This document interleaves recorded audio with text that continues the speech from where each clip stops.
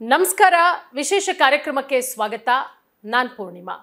ನೋಡಿ, ಕಾಂಗ್ರೆಸ್ ಸರ್ಕಾರದ ಪಂಚ ಗ್ಯಾರಂಟಿಗಳಲ್ಲಿ ಮಹತ್ವಾಕಾಂಕ್ಷಿಯ ಯೋಜನೆ ಅಂತ ಹೇಳಿದ್ರೆ ಅನ್ನಭಾಗ್ಯ.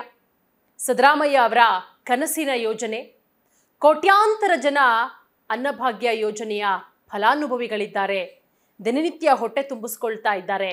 ಸರ್ಕಾರಕ್ಕೆ ಧನ್ಯವಾದ ಕೂಡ ಹೇಳ್ತಾ ಇದ್ದಾರೆ. ನೋಡಿ, ಚುನಾವಣೆಗೆ ಸಂದರ್ಭದಲ್ಲಿ ಭರಪೂರ ಘೋಷಣೆಗಳನ್ನು ಮಾಡುತ್ತೆ ಕಾಂಗ್ರೆಸ್ ಸರ್ಕಾರ. ಪಂಚ ಗ್ಯಾರಂಟಿ, ಅದರಲ್ಲಿ ಅನ್ನಭಾಗ್ಯ ಅಂದರೆ 10 kg ಅಕ್ಕಿಯನ್ನು ಕೊಡಲಾಗುತ್ತೆ ಅಂತ ಹೇಳಿ, ಅದಾದಮೇಲೆ ಅನುಷ್ಠಾನಕ್ಕೆ ಬಂದಂತಹ ಸಂದರ್ಭದಲ್ಲಿ 10 kg ಕೊಡೋದಕ್ಕಾಗಲ್ಲ. ಯಾಕಂದರೆ ರಾಜ್ಯ ಸರ್ಕಾರ ಏನು ಮಾಡುತ್ತೆ, ಕೇಂದ್ರ ಸರ್ಕಾರದ ಮೇಲೆ ಬೊಟ್ಟು ಮಾಡಿ ತೋರಿಸುತ್ತೆ. ಕೇಂದ್ರ ಸರ್ಕಾರ 5 kg ಕೊಡಬೇಕಾಗಿತ್ತು, ಬಟ್ ಸ್ಟಾಪ್ ಮಾಡಿದೆ. ಹಾಗಾಗಿ ಅಷ್ಟೊಂದು ಅಕ್ಕಿ ಸ್ಟಾಕ್ ಇಲ್ಲ. ಸೊ ನಾವು 5 kg ಕೊಡ್ತೀವಿ, ಇನ್ನುಳಿದಂತಹ 5 kg ಹಣ ಕೊಡ್ತೀವಿ ಅಂತ ಹೇಳಿ ಒಂದಷ್ಟು ತಿಂಗಳುಗಳ ಕಾಲ ಏನು ಮಾಡುತ್ತೆ ರಾಜ್ಯ ಸರ್ಕಾರ, 5 kg ಅಕ್ಕಿ ಕೊಟ್ಟುಬಿಟ್ಟು 5 kgಗೆ ಹಣ, 1 kgಗೆ ಇಷ್ಟು ರೂಪಾಯಿ. ಈಗ ಮನೇಲಿ 3 ಜನ ಇದ್ದರೆ ಇಷ್ಟು ರೂಪಾಯಿ, 5 ಜನ ಇದ್ದರೆ ಇಷ್ಟು ರೂಪಾಯಿ, ಈ ಥರ ಕೊಡುತ್ತೆ ಸ್ವಲ್ಪ ದಿನ ಆದಮೇಲೆ. ಅದಾದಮೇಲೆ ಆಹಾರ ಸಚಿವರು ಇಲ್ಲ, ನಮ್ಗೆ ಅಕ್ಕಿ ಎಲ್ಲ ಸ್ಟಾಕ್ ಬಂದಿದೆ ಅಂತ ಹೇಳಿಬಿಟ್ಟು ಮತ್ತೆ 10 kg ಕೊಡ್ತಾ ಇದ್ರು. ಈಗ ಅದರಲ್ಲಿ ಮತ್ತೆ ಬದಲಾವಣೆ ಮಾಡಿರೋದು. ಏನು ಬದಲಾವಣೆ?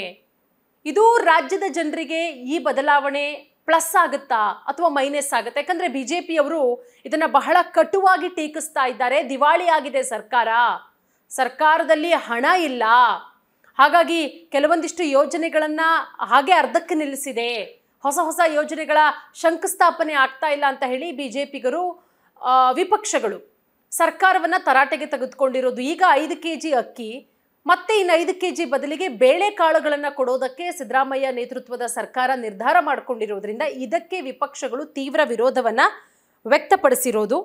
ಸೊ ಹಾಗಾಗಿ ಸಿದ್ದರಾಮಯ್ಯವರು ಕೂಡ ಹೇಳಿದ್ದಾರೆ, 5 kg ಅಕ್ಕಿಯ ಜೊತೆಗೆ ಉಳಿದಂತಹ 5 kgಗೆ ನಾವು ಬೇಳೆಕಾಳು ಕೊಡ್ತೀವಿ. ಬೇಳೆ, ಹೆಸರು ಕಾಳಿರಬಹುದು, ಎಣ್ಣೆ, ಉಪ್ಪು, ಈ ರೀತಿ 5 kg. ಇವಾಗ 1 kg ಎಣ್ಣೆ ಅಥವಾ 1 kg ಹೆಸರು ಕಾಳು, 1 kg ಉಪ್ಪು, 1 kg ಬೇಳೆ ಎಲ್ಲ ಸರಿ ಮಾಡಿ 5 kg ಕೊಡ್ತೀವಿ ಅಂತ ಹೇಳಿ ಸಿದ್ದರಾಮಯ್ಯ ಅವರು ಹೇಳಿರೋದು. ಅದರ ಜೊತೆಗೆ ಒಂದಷ್ಟು ಅನ್ನವನ್ನು ವೇಸ್ಟ್ ಮಾಡೋದ್ರ ಬಗ್ಗೆಯೂ ಕೂಡ ಮಾತಾಡಿದ್ದಾರೆ ಅವರು.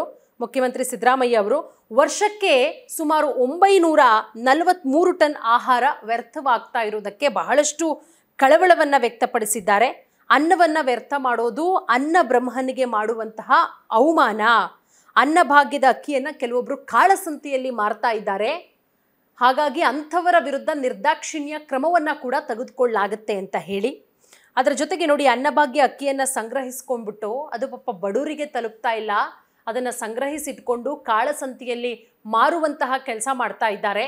ಅಂಥವರ ವಿರುದ್ಧ ನಿರ್ದಾಕ್ಷಿಣ್ಯ ಕ್ರಮ ತೆಗೆದುಕೊಳ್ಳಲಾಗುತ್ತೆ.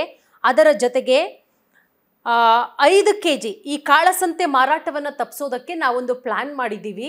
5 kgಯನ್ನು ಕೊಟ್ಟುಬಿಟ್ಟು ಇನ್ನು 5 kg ಬೇರೆ ಬೇರೆ ಬೇಳೆ ಕಾಳುಗಳನ್ನ ಕೊಡುವಂತಹ ಒಂದು ನಿರ್ಧಾರಕ್ಕೆ ಬಂದಿದ್ದೀವಿ ಅಂತ ಹೇಳಿ ಇದನ್ನು ವಿಪಕ್ಷಗಳು ತೀವ್ರವಾಗಿ ವಿರೋಧ ಮಾಡ್ತಾ ಇದೆ. ಅಂದರೆ ಸರ್ಕಾರ ದಿವಾಳಿಯಾಗಿದೆ, ಸರ್ಕಾರದ ಬಳಿ ಯಾವುದೇ ರೀತಿ ಹಣ ಇಲ್ಲ 10 kg ಅಕ್ಕಿ ಕೊಡೋದಕ್ಕೆ. ಹಾಗಾಗಿ ಅವ್ರ ಹತ್ರ ಇರೋದೇ ಕಡಿಮೆ ಅಕ್ಕಿ, ಹಾಗಾಗಿ ಈ ರೀತಿಯ ನೆಪಗಳನ್ನು ಹೇಳ್ಕೊಳ್ತಾ ಇದೆ ಅಂತ ಹೇಳಿ. ಬಟ್ ಇದು ಯಾವುದಕ್ಕೂ ಕೂಡ ಸಿದ್ದರಾಮಯ್ಯ ಅವರು ತಲೆ ಕೆಡಿಸ್ಕೊಳ್ತಾ ಇಲ್ಲ.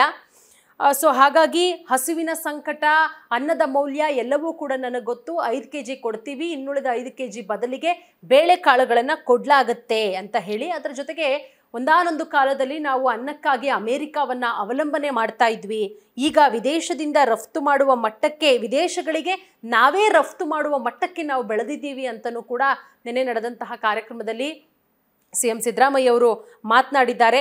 ಹಾಗಾಗಿ ಊಟವನ್ನು ಯಾರೂ ಕೂಡ ವ್ಯರ್ಥ ಮಾಡಬೇಡಿ ಅಂತ ಹೇಳಿಬಿಟ್ಟು, ಸೊ ಒಟ್ಟಾರೆ ಹೆಚ್ಚು ಕಡಿಮೆ 360 ಕೋಟಿ ಮೌಲ್ಯದ ಆಹಾರ ವೇಸ್ಟ್ ಆಗ್ತಾ ಇದೆಯಂತೆ ಪ್ರತಿ ವರ್ಷ. ಅದು ಕೂಡ ಬೆಂಗಳೂರಲ್ಲೇ 943 ಟನ್ ವೇಸ್ಟ್ ಆಗ್ತಾ ಇರೋದು. ಹಾಗಾಗಿ ಯಾರೂ ಹಸಿವಿನಿಂದ ಮಲಗಬಾರದು, ಇದು ಕಾಂಗ್ರೆಸ್ ಸರ್ಕಾರದ ಬದ್ಧತೆ, ನಾವು ನುಡಿದಂತೆ ನಡೆದಿದ್ದೇವೆ ಅನ್ನೋ ಮಾತನ್ನು ಕೂಡ ಸಿದ್ದರಾಮಯ್ಯ ಅವರು ಹೇಳಿದ್ದಾರೆ. ಹಾಗಾಗಿ ನೋಡೋಣ, ಇದು ಈಗ 5 kg ಅಕ್ಕಿ ಜೊತೆಗೆ 5 kg ಬೇಳೆಕಾಳುಗಳನ್ನು ಕೊಡೋದ್ರಿಂದ ಇದು ಮುಂದಿನ ದಿನಗಳಲ್ಲಿ ಜನರಿಗೆ ಎಷ್ಟು ಮಟ್ಟಿಗೆ ರೀಚ್ ಆಗುತ್ತೆ, ಅದನ್ನು ತಗೊಂಡಂತಹ ಜನರು ಒಪಿನಿಯನ್ ಇರುತ್ತೆ, ಇಲ್ಲಪ್ಪ ನಮ್ಗೆ 10 kg ಅಕ್ಕಿ ಕೊಟ್ಟಿದ್ರೆ ಒಳ್ಳೇದಾಗ್ತಾ ಇತ್ತು ಅನ್ನೋ ರೀತಿಯಲ್ಲಿ ಇರುತ್ತಾ, ಅಥವಾ ಇಲ್ಲ 5 kg ಕೊಡ್ತಾರೆ, ಅದಾದಮೇಲೆ ಇನ್ನು ಉಳಿದಂಥದ್ದು ಬೇಳೆಕಾಳುಗಳ ಕೊಟ್ಟರೆ ನಮಗೆ ಯೂಸ್ ಆಗುತ್ತೆ ಅಂತಾರ, ಅದು ಜನರ ಮೇಲೆ ಡಿಪೆಂಡ್ ಆಗುತ್ತೆ. ಸೊ ಜನ ಏನು ಹೇಳ್ತಾರೆ ಅನ್ನೋದನ್ನು ರಾಜ್ಯ ಸರ್ಕಾರದಿಂದ ಅದು ಬಿಡುಗಡೆ ಆದ ನಂತರ ಜನರ ಒಪಿನಿಯನ್ ಏನು ಅನ್ನೋದನ್ನು ನೋಡಿಕೊಂಡು ನಾವು ಮುಂದೆ ನೋಡೋಣ ಜನರು ಇದನ್ನು ರಿಸೀವ್ ಮಾಡ್ತಾರಾ ಹೇಗೆ ಅನ್ನೋದನ್ನು. ಧನ್ಯವಾದ.